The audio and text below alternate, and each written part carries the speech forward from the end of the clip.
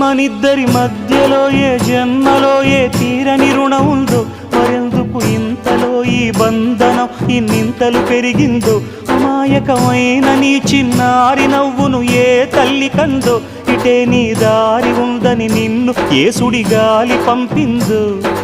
పాపం పుణ్యం దేవుడికెరుక, పేదకు దొరికిన బంగారు కణిక, పాలు వెన్నాలేవని అనక ప్రేమను తాగి పెరగవెసిలక.